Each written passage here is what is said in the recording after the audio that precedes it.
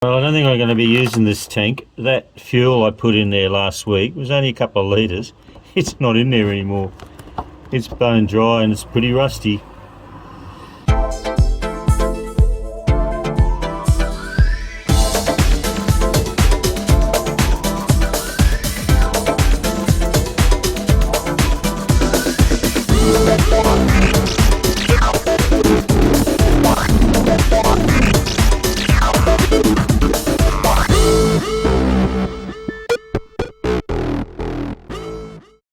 Hi guys, welcome back to another episode of TJM. Well, we're back up at the Jag Cave today, and we're going to be here for a few days, which is really good. I don't have to go back to the mainland till Wednesday. So we're going to get some more work done on our red XJ6 that I haven't actually found a name for yet. Wifey calls it a shitbox, and a few of the comments that I've received in the last couple of weeks, they tend to agree with Wifey. But a lot of others have said it's a beautiful car and keep working on it. And we've got to remember what this channel's all about. It's me rescuing these things from the wreckers, getting them back on the road for someone else to love for a few years, hopefully. And I think this is a good car. It's been sitting for a long time. It's only an old XJ6. It's got a bit of rust, but it's got no structural rust. All the seals are good, all the doors are good. You know, there's a little bit of rust around the arches and etc. And the paint's a bit shabby here and there. But generally, I think it's a really good solid car. So today, we're going to get fuel to the rail, hopefully. So while the camera was charging, I was going through all my Boxo parts looking for some fuel pumps, which I knew I had. And maybe I should organise these Boxo parts because they're not in any right category, but it's a bit of a day's work there, so we'll just leave that for a while. But I did find, we're going this way, I did find some internal fuel pumps. I found two new ones, which is absolutely great, a couple of second handies and a couple of aperture brackets that possibly this thing might be rusted out, those ones might be rusted out, so we'll be able to use those. So, okay, first of all, we'll get the fuel pumps out, so stay with us. Well, the pumps are located at the bottom of the front of the tank behind this housing here, and it looks like it's been off before. I'm sure it has because it's a pretty old car and they haven't really put the screws back on properly, but we'll get that off and get that pump out. Oh, well, that's interesting.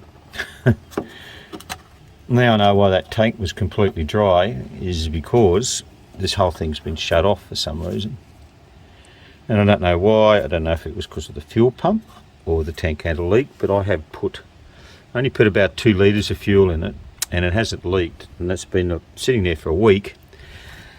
So I don't know really the problem. So anyway, we won't know until we at least get that pump out.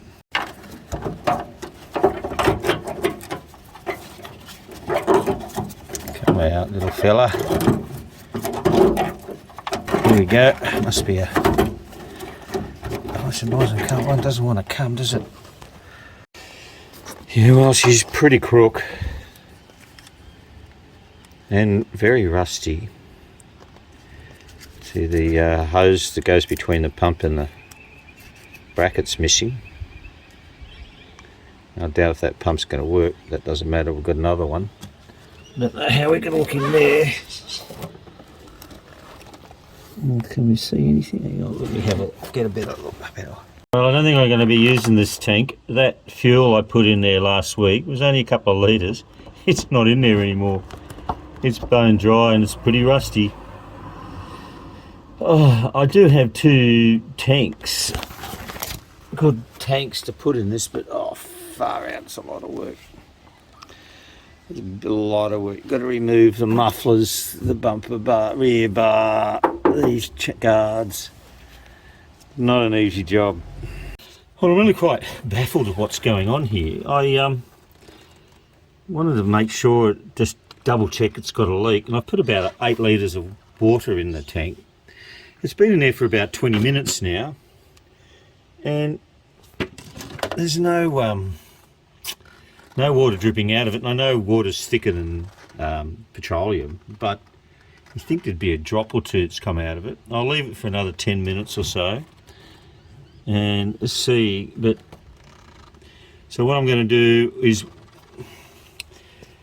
put my electrolysis stick in it, fill it up with water if it confirm it doesn't leak, and see if we can get some more of that rust out. So when we 100% determine we don't have a leak in that tank, I don't know if you saw one of my earlier videos, but we made up this anode, which we're going to use as for our electrolysis method. So what we do, we have an anode in the system that we charge with a positive power, and the tank acts as a cathode. And we just put an electrolyte in the tank, which will just be water and washing soda, which is pretty much just sodium bicarbonate. And that'll be our electrolyte. And the charge will attract, the electrolyte will attract all the rust to our anode, hopefully, enough to clean that tank out. We've done it before and it works, so we're going to try it again if that tank doesn't have a leak. But there's not one drop of water come out of it so far. Or has there? Yes, there has. Yeah, she's got a leak. We won't worry about that. Well, unfortunately, that right tank does have a leak to it. A very slow leak. A bit of water dripped out of it after about 10-15 minutes. So we're going to pretend we didn't see that and leave that. And we're going to go and try cleaning out this left tank using electrolysis. Okay, we'll add the formula.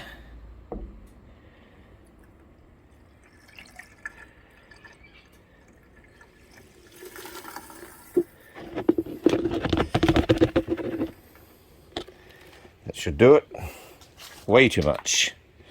We've got our anode in, our battery connected, and now this time will tell. I've also hooked up a trickle charger just so that battery doesn't go flat while the electrolysis takes place. It's been sizzling away now for about 2 hours, so we'll just have a look and see how much rust we've already picked up in 2 hours. Yeah, a fair bit, not as much as I thought. I thought we'd have a... But it is picking up the rust, so that's just a good thing, eh? Well, the anode's been in there now for just over 24 hours. And I've been taking it in and out regularly and just cleaning it off. Still little bits of rust coming out of it, so we'll just leave it for a bit longer. And then we'll drain that tank. And dry it out. And have a look at that fuel pump. And we'll drain the solution out.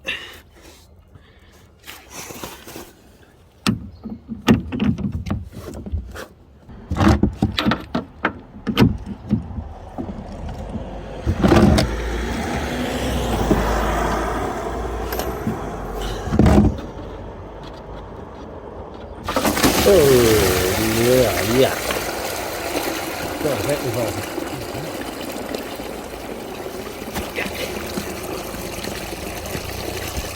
Okay, we'll give it another wash out with a hose. Get all the crap out of it.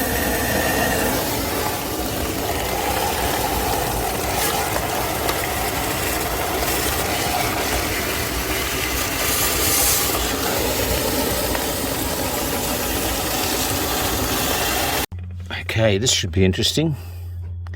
It's going to look ugly.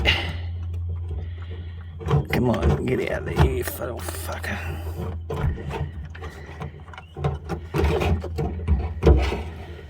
Not too bad, really.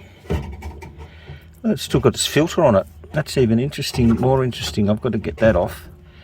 1 second, I'll put this camera down. Well, it's cruddy, but it has been replaced at some stage. We'll give it a bit more washing out. So it was obviously working at the time. We can fix that.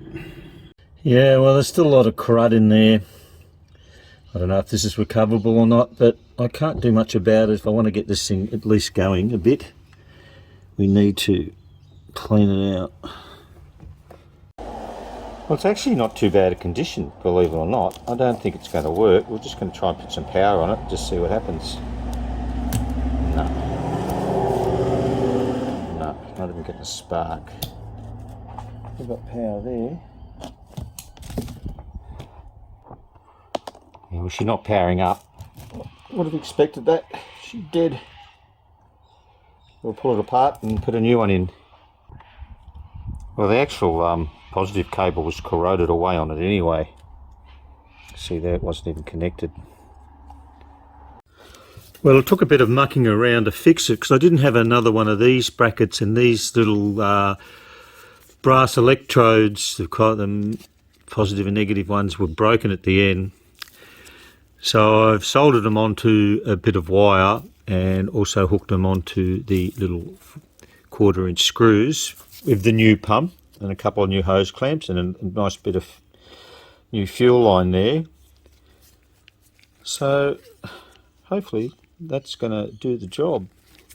The only thing I don't know of is I've got the positive and negative around the right way, but we'll soon tell. I'm pretty sure I got it right because I only fit one way. All good. We'll dry out this tank a bit before we put the plug back in it.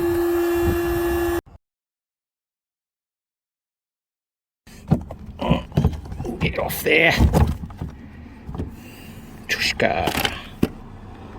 Oops, we need some of that. Hang on. I need that chrome bit off there.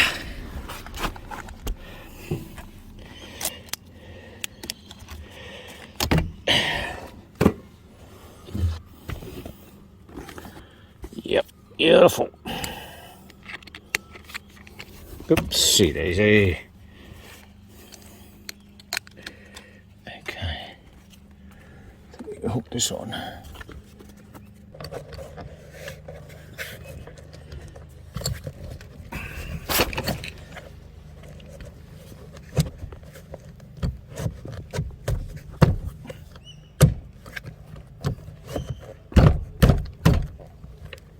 Nope, not yet. Let me work on it.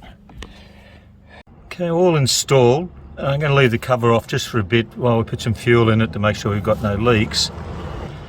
But with a bit of luck, if we turn the ignition on and put it onto the left tank, we should hear it running. Okay, ignition on, onto the left tank. And do I hear it running? Yes, we hear it running. Okay.